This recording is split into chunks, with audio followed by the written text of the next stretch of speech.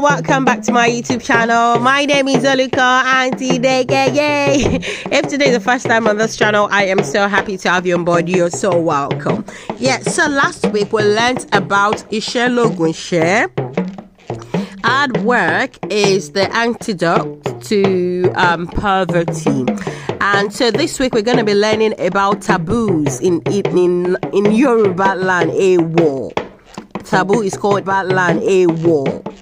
Taboo is called Èèwò in Yorùbá language. So Èèwò nílẹ̀ Yorùbá.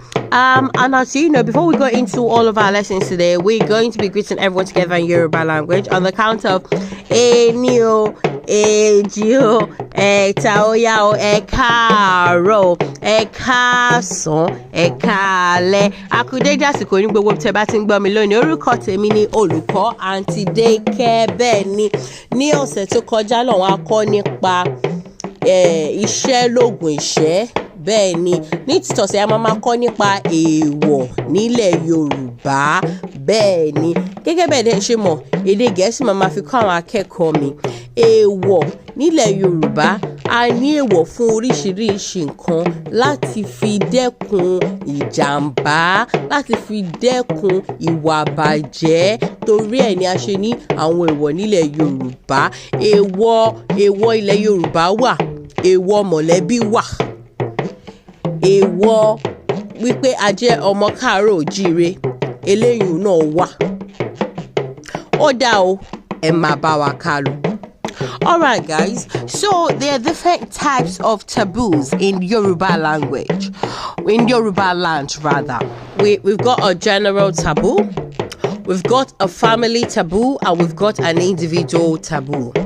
Alright, and the reason why we've got taboos in Yoruba land is to prevent accidents, to prevent bad behavior, evil occurrences. There's several reasons we have taboos in Yoruba language. Majority of it is just for cautionary purposes.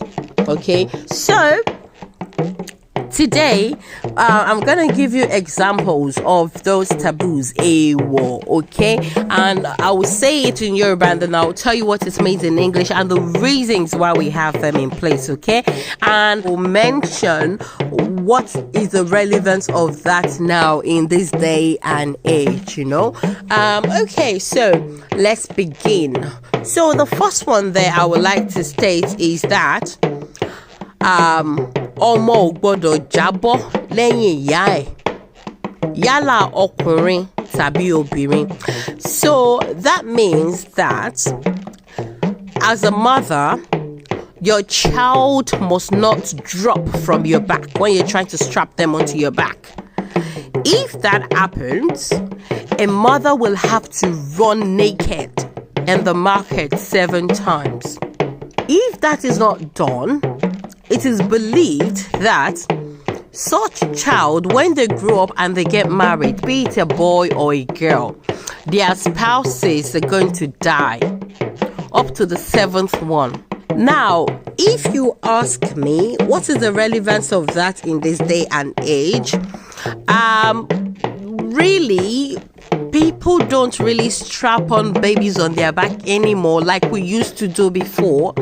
Now we've got buggies and whatnot. We've got the baby carriers and all of that.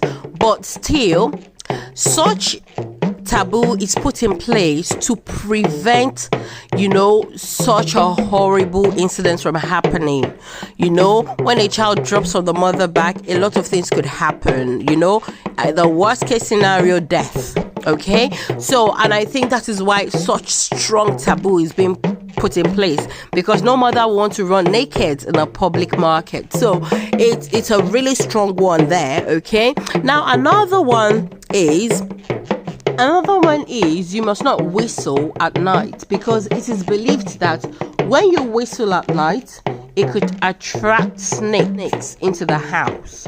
So it is forbidden to whistle at night. The third one there is when it is raining, you must not sit by the door entrance.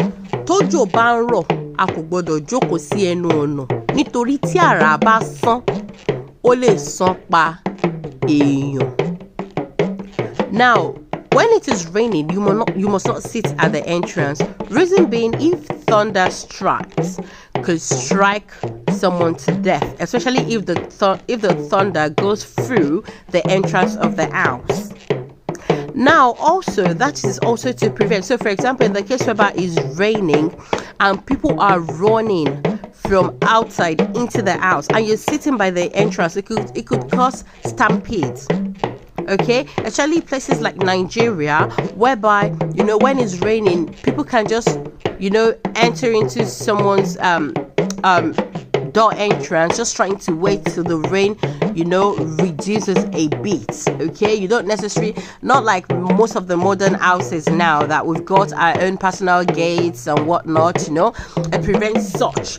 But back in the days, people would take shield by someone's house. I mean, and if there's a number of people and there is someone sitting down there, they could get stampeded. So that is another precaution there. Okay, so with Yoruba land, we take the taboos very, very serious. Another one there is a pregnant woman must not walk in the sun when it is very sunny, midday, like between 12 and 1, and also very late at night, because it is believed that evil spirits, demons, okay, walk around at that time of the day.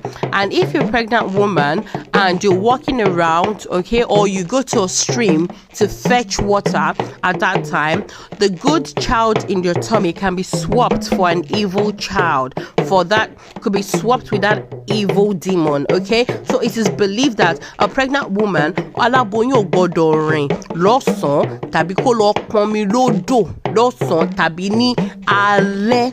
So it is another precaution, so that, and aside that as well, I don't think medically is not right. It's so hot in the sun and you're walking in the sun, you can give yourself eye fever, so that is another one there. Okay, we also have some taboos that are family based taboo. I do not want this video to get too long, so what I'm going to do is next week I'm going to talk about the family taboos, okay? Because the Anyon family one is there, the Apala family one is there, the different families as well, that they've got their own specific Èèwò, whatnot. So I will put that to a stop there today, and next week we'll continue again. And as you know, we'll be sending our order but together on the count of